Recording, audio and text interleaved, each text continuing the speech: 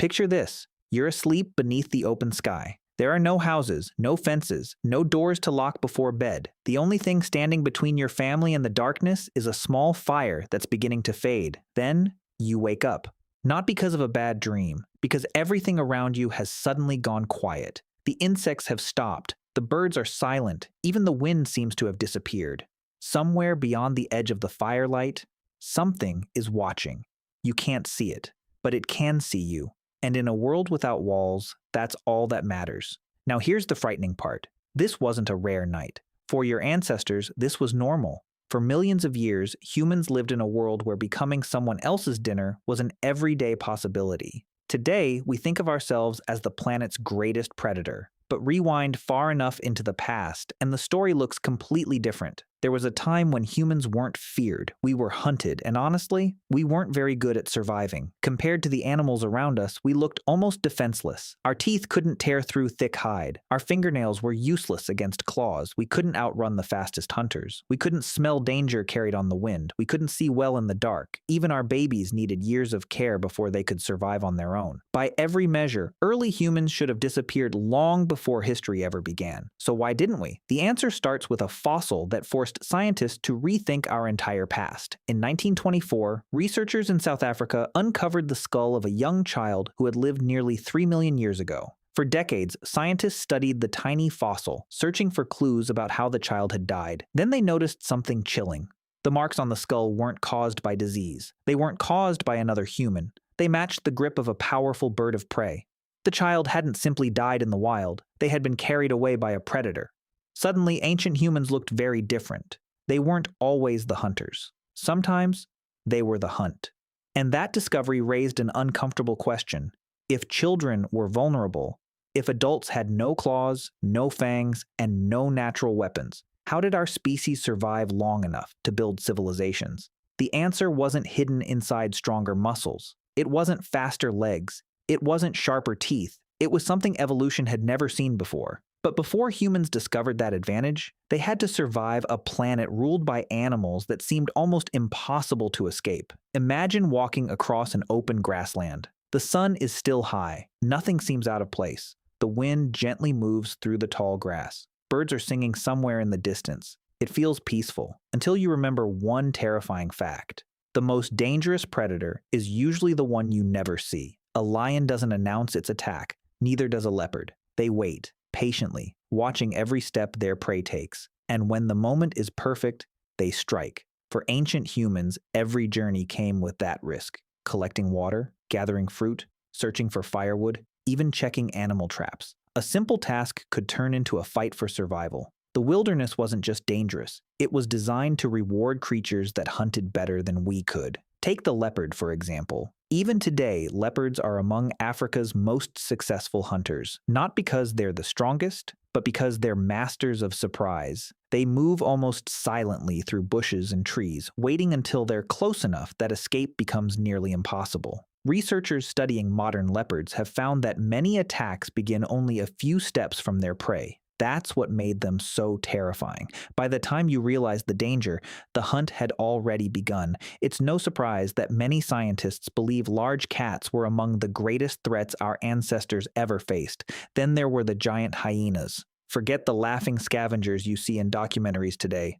Ice Age hyenas were larger, more powerful, and fearless hunters in their own right.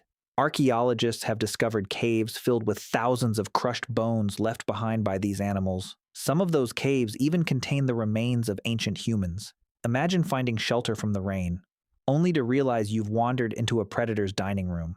In other parts of the world, survival came with different nightmares. Massive bears roamed across North America. Some could stand far taller than any person alive today. They weren't built like the bears you're used to seeing. They had long legs that allowed them to travel enormous distances, making it incredibly difficult to escape if one decided to investigate your camp. Then there were wolves, not one wolf, an entire pack. Unlike the giant cats that relied on surprise, wolves relied on patience. They worked together. One distracted you, another moved around the side. Before you realized what was happening, the trap had already closed. It was a reminder that humans weren't the only species capable of teamwork, at least Not yet, and the danger didn't end on land. Ancient rivers hid crocodiles powerful enough to drag large animals beneath the surface in seconds. Stepping into the water for a drink could become your final mistake. Even the sky wasn't safe. Long before humans mastered the world below them, enormous birds of prey circled overhead, searching for young animals that had wandered too far from safety. To them, a small human child looked no different than any other vulnerable meal. Every part of nature had its own hunter. The rivers, the forests, the mountains, the grasslands. There was nowhere humans could go where something wasn't already perfectly adapted to kill. And yet, the greatest threat wasn't always teeth or claws. It was fear. Imagine hearing movement in the bushes every single day of your life. Would you investigate, or would you walk away? Imagine raising a child in that world. How far would you let them wander before calling them back? How deeply could you sleep knowing that one moment of carelessness might cost someone their life? Some researchers believe this constant pressure shaped the way humans think even today. Our brains are remarkably good at spotting movement in the corner of our vision. We instinctively react to sudden sounds. Many people fear snakes or spiders without ever having a dangerous encounter with one. It's possible those instincts weren't learned, they were inherited. Tiny gifts from ancestors who survived because they noticed danger just a little faster than everyone else. So here's the mystery. Every predator had something evolution had perfected over millions of years. Leopards had stealth, hyenas had crushing jaws, bears had overwhelming strength, wolves had coordination, humans had none of it. No natural weapons, no armor, no venom, no incredible speed, nothing that should have allowed us to compete. And yet somehow, the weakest creature on this prehistoric battlefield became the only one that would eventually conquer every environment on Earth. How? The answer began with a discovery so powerful that even the fiercest predators refused to challenge it: fire. For countless generations, nature kept asking humans the same question: how will you survive today? And every day, the answer became a little different. Not because our bodies were changing overnight, but because our ideas were. Unlike every other animal on Earth, humans didn't have to wait thousands of years for evolution to solve a problem. We could solve it ourselves, one idea at a time. It probably began with something every animal feared: fire. Picture a dry season after months without rain. Lightning strikes the ground. Within seconds, flames race through the grass. Zebras run. Antelopes scatter. Even the fiercest predators retreat. For the first time, our ancestors watched the rulers of the wilderness do something they had never seen before. They ran, not from another predator, from fire. At first, humans feared it too, but somewhere along the way, someone made a discovery that changed history forever. The fire didn't always have to disappear. It could be protected, fed, carried from one camp to the next. That simple realization transformed the night. Think about what happened every evening before that. As the sun disappeared, so did your confidence. Your eyes became almost useless. Every shadow looked alive. Every distant sound could mean death. The safest choice was to stop moving and hope morning arrived before a predator did. But a campfire changed the rules. Its light pushed back the darkness. Its heat made freezing nights bearable. And its smoke carried a message understood by nearly every predator. This hunt won't be easy. Even today, lions are cautious around flames. Not because fire chases them, but because it destroys the one advantage they depend on most: surprise. Without darkness, without silence, without the perfect ambush, even the strongest hunter becomes uncertain. For the first time, humans had created something that changed the predator's behavior instead of their own. But fire gave humanity something even more valuable than protection. It gave us time. Imagine the difference. Instead of ending the day when the sun went down, people gathered around the flames. Someone repaired a broken spear. Someone shaped a sharper stone blade. Children listened as older hunters explained where leopards liked to hide during the dry season. Stories became lessons. Lessons became traditions. Knowledge no longer disappeared when one person died. Every campfire became a classroom, and perhaps that's when humanity discovered its greatest invention wasn't a tool. It was teaching. Fire changed another part of life in a quieter way. Food, raw meat, is tough. Wild roots are difficult to chew. Many plants are nearly impossible to digest without cooking, but heat unlocked more energy from every meal. That extra energy didn't just make people stronger. Over countless generations, it helped support larger, more demanding brains. Brains capable of imagining tomorrow, instead of only surviving today. And those brains noticed something no predator had ever figured out: Winning a hunt isn't always about being faster. Sometimes it's about never giving up. Imagine you're an antelope standing beneath the hot African sun. You spot a group of humans in the distance. You run. Of course you do. Within moments, they're far behind. The danger is over, or so you think. Half an hour later, you look back. They're still there. Not running, walking, steady, calm. Hours pass. You run again. The humans keep coming. Your breathing grows heavier. The heat becomes unbearable. Every sprint drains a little more energy. Meanwhile, the strange creatures behind you keep moving at the same relentless pace. They don't have your speed, but they have something far more dangerous: patience. Scientists call this persistence hunting. Humans became masters of exhausting animals rather than outrunning them. While many predators needed to stop and cool down, our ancestors relied on millions of sweat glands that allowed their bodies to release heat as they moved. What looked like an ordinary walk was one of the most extraordinary hunting strategies evolution had ever produced. But humans still faced one problem. Getting close to a dangerous animal could be fatal. So they asked another question: what if we didn't have to? Long before carefully crafted spears appeared, our ancestors likely picked up the simplest weapon imaginable: a rock. It sounds almost too ordinary to matter, until you realize almost no other animal can do the same thing with such precision. A thrown stone could distract a predator, drive away a scavenger, injure prey from a safer distance. For the first time, human arms became something evolution had never planned for. Weapons didn't have to grow from our bodies. They could be built by our minds. That idea changed everything. Rocks became sharpened sticks. Sharpened sticks became balanced spears. Every invention carried the same message. If nature wouldn't give humans better weapons, humans would make their own. But perhaps the greatest breakthrough wasn't fire, or endurance, or even weapons. It was something no predator could ever steal. Imagine organizing a hunt for a giant wild animal. One group waits near the river, another hides behind a line of trees, a third quietly circles behind the herd. Nothing has happened yet. The hunt exists only in everyone's imagination, yet every person already knows exactly what to do. That's something extraordinary. Wolves cooperate through instinct. Humans cooperate through ideas. We can imagine a future that doesn't exist, then work together to make it real. That ability changed us forever, because from that moment on, humans stopped reacting to the world. They started shaping it. And before long, the predators that had hunted us for millions of years were about to face something they had never encountered before: a species that could improve faster than evolution itself.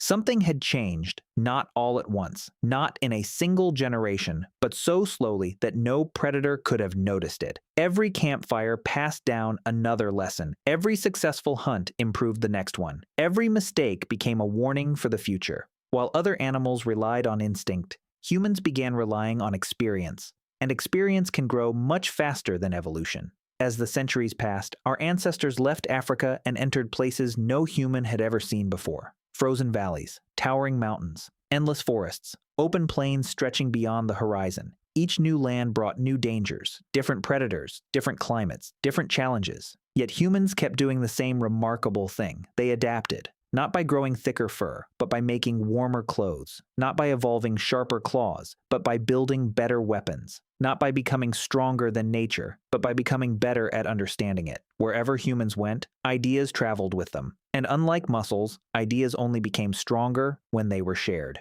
Eventually, the balance began to shift. The predators that had once stalked human camps now had something new to fear. Groups of hunters who planned together, weapons that could strike from a distance, fire that turned darkness into light. Generation after generation, humans stopped acting like prey. They started thinking like predators. But there was one important difference. Most predators hunted because they were built to. Humans hunted because they learned how. That single difference changed history. Then something extraordinary happened. The giants of the prehistoric world slowly disappeared. The cave lions, the saber-toothed cats, the giant hyenas, the enormous short-faced bears. Many of the animals that had once ruled entire continents vanished.